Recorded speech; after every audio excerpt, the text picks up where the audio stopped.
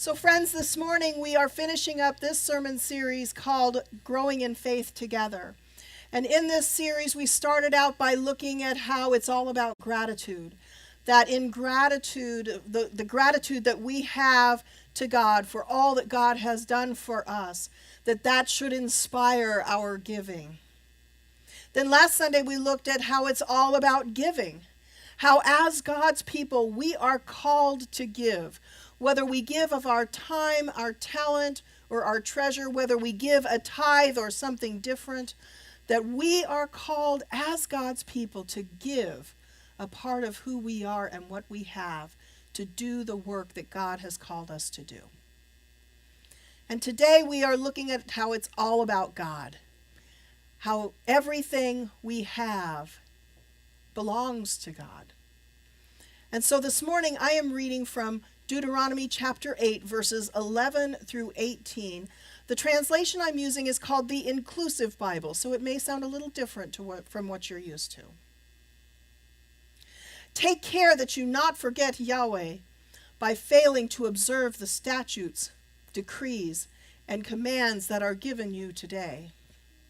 When you have had plenty to eat and have built a fine house to live in, when your flocks and herds, your silver and gold, and all your possessions increase, do not grow proud and forget God, Yahweh, who brought you out of Egypt from the land of slavery. It was Yahweh who led you through the vast and desolate wilderness, a thirsty and waterless land, filled with poisonous snakes and scorpions.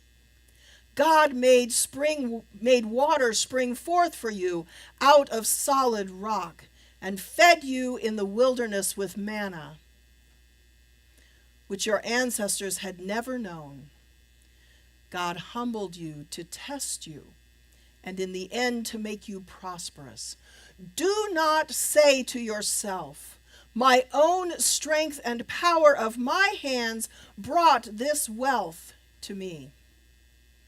Remember God, Yahweh, who enabled you to produce this wealth, to confirm the covenant that God swore to your ancestors, which is fulfilled today. May God add wisdom to the reading, hearing, and understanding of these words.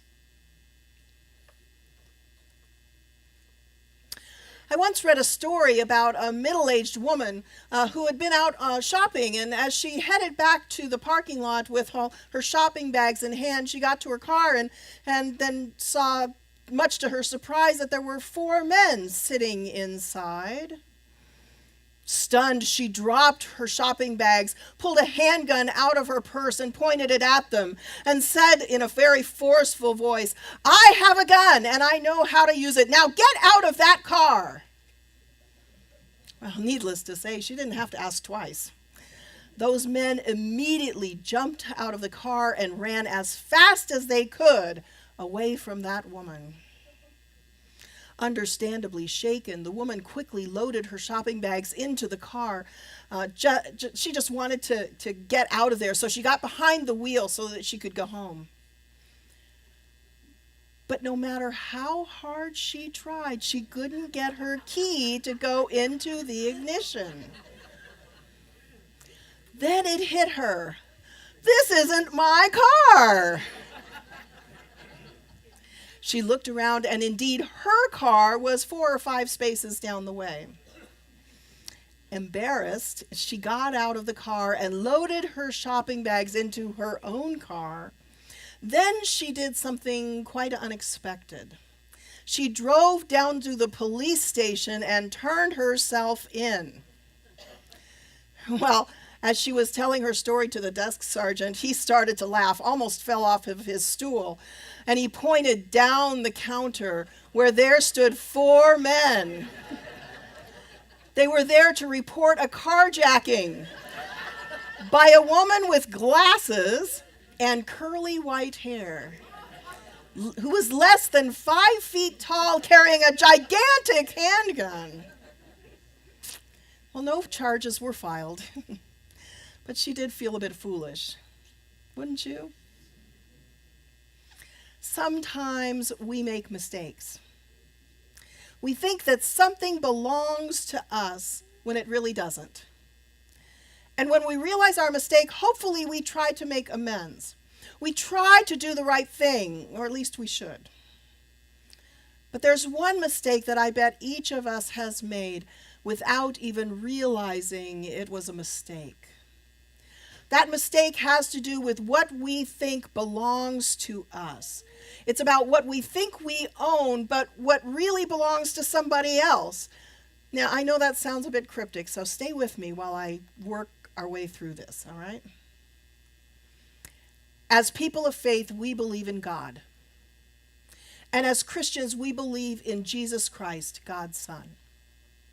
We also believe that what we read in the Bible about God and about Christ is something that we ought to take seriously. And those of us who have read the Bible know it's a collection of stories that serve as a compass, a guide, if you will, for the ways we should live our lives. Take, for example, the first creation story that we read about in Genesis 1. This story teaches us that through God's creative power, the world around us, the natural world, was made. Through God's creative nature, earth, sky, seas were made. All the plant and animal life were made. Even humans were made in God's image. And after all that creating, Genesis records that God said to the humans, "Have many children so that your descendants will live all over the earth, and bring it under their control. I am putting you in charge of the fish, the birds, and all the wild animals." Now, as believers, those of us who take the Bible seriously, many of us believe that this means we have been given an important task, that we are supposed to take care of what God has made. We don't own God's creation. God does. Our job is to take care of it, to be good stewards of God's creation. And that's where we make our mistake. We think that all of this is ours. Understandably so. After all, many of us have pieces of paper that tell us that we own a piece of land, right? Or we have a piece of paper that says we own the house that we live in, or the cars that we drive. We have receipts, printed receipts for the food we buy at the store and the clothes that we wear, and all the stuff that is inside our homes.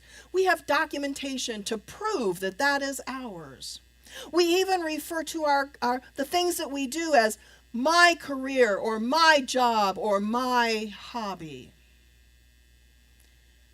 But when you think about it, does all that stuff really belong to us?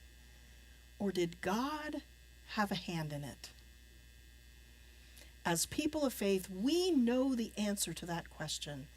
God gives us the means, the talents, and the abilities through which we attain our success. We heard this in Deuteronomy chapter 8 when the writer said, "Do not say to yourself, my own strength and the power of my hands brought this wealth to me. Remember God, Yahweh, who enabled you to produce this wealth." This passage tells us clearly that God is the source of all that we have. So why then do we think that it all belongs to us? Decades ago, the late Bishop Edwin Hughes delivered a rousing sermon called God's Ownership, which put a rich parishioner's nose out of joint. After worship, the wealthy man invited the bishop to go out to lunch with him, and after lunch they went to the wealthy man's home, and they took a tour of the house as well as the land. And as the two men walked all around the man's property, admiring the farmlands and the woodlands and the elaborate gardens, after they finished the tour, the man said to the bishop, "So are you really going to tell me that all of this land does not belong to me?" Smiling, the bishop said to the man, "Ask me again in 100 years. The earth is the Lord's, and all that is in it, the world and all who live in it. For God founded it on the seas and established it on the waters." Everything belongs to God. It is the foundational principle of what we in the church call stewardship. God owns it all, and God entrusts us to take care of it. God trusts us to be good stewards of God's stuff. So how are we doing so far? Jerry Caven was a successful businessman with several restaurants, 2 banks, a ranch, and real estate ventures. In 1996, at the age of 59, he wanted to buy a nice lakeside home where he and his wife could retire. But the Lord, God, or Jerry's owner, had other plans. Jerry said during an interview not long ago, "God led us to put our money and time overseas." Then he went on to explain how he and his wife Muriel had been called by God to support ministry work in Central America, South Asia, Africa, and even in the United States. "Before we gave token amounts," Jerry said in that interview. "Now we put substantial money into missions. Once we understood that we were giving away God's money to do God's work, we discovered a peace and joy we never had back when we thought all that money was ours." Through their philanthropy, Jerry and his wife learned a valuable lesson about generosity. They learned how to be good stewards of God's wealth. They learned that by giving away part of what God had already given to them, what God had entrusted in their care, that they were not only able to live a very comfortable life, but they were able to help others in the process. Likewise, John Wesley, the founder of the Methodist movement, learned a similar lesson in the mid-1700s. When he became a professor at Oxford, for the first time he was paid a decent wage, which allowed him to live quite comfortably. Well, one winter day, after buying some pictures for his room, a chambermaid arrived at his door.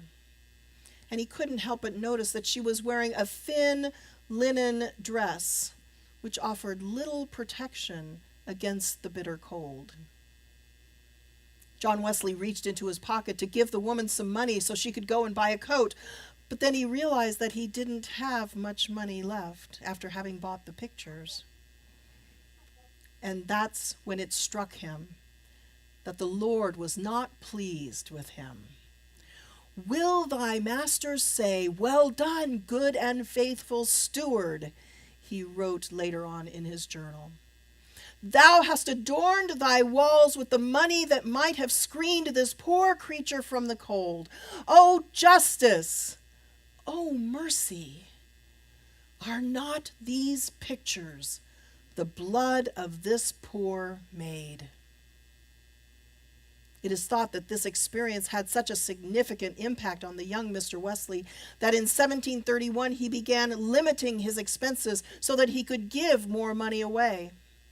That year he recorded his income at £30, and his living expenses were £28, so he gave £2 to the poor. The next year, even though his income doubled, he still lived on £28, and he was able to give 32 away. The third year, he gave away £62. And the fourth, while still living on £28 a year, he gave away £92 to the poor, more than 75% of his £120 salary. John preached that Christians should not merely tithe, but should give away all of one's extra income after tithing and taking care of one's family. He believed that when our incomes go up, our standard of giving should go up, not our standard of living. Interesting concept, huh? I wonder how many folks today would subscribe to his thought. This morning we are making our commitments to God. And it's no coincidence that this commitment campaign followed our series on casting our vision. You see, we needed to know where God is leading us as a church, what God's vision is for this church in this community, before we could determine what it would take for us to get there. And in that series, we considered our mission as the church and how God wants us to fulfill that mission. And if you had an opportunity to review the lists of ideas that were generated by the congregation during that series, you probably noticed a consistent theme. If God's vision for this church is going to become a reality, we all need to give a little bit more of our time, our talent, and our financial resources, gifts that God has already given to us. In the next few minutes, as our handbell choir prepares to play, I would like all of you to consider going to the Lord in prayer and asking God's guidance on how you will give of yourself to do God's work through the church. Listen to the ways that God is leading you to give. Then, if you haven't already done so, complete both your financial and spiritual gifts commitment cards. If you forgot to bring your cards today and would like new ones, just raise your hand and our ushers will bring them to you. And if you've already completed your 2 commitment cards, then during this time of prayer, I ask that you ask God if you filled them out according to God's will instead of your own. Listen to the ways that God is speaking to you. If you need to make a change as a result and you need a new commitment card, just raise your hand and our ushers will bring them up. And as our handbells play, then our ushers will come forward to receive your commitment cards. So this first passing of the baskets will be just for your commitment cards. And after that, we will ask God's blessing upon them. My hope is that during this time as we engage in prayer, that we will listen for God's voice and make our commitments. And during that time, we will remember that we give out of gratitude for what God has already given us. And that when we give back, we are giving back a portion of what God has already given to us. And may we always remember that when it comes to our giving, it's not about us. It's all about God.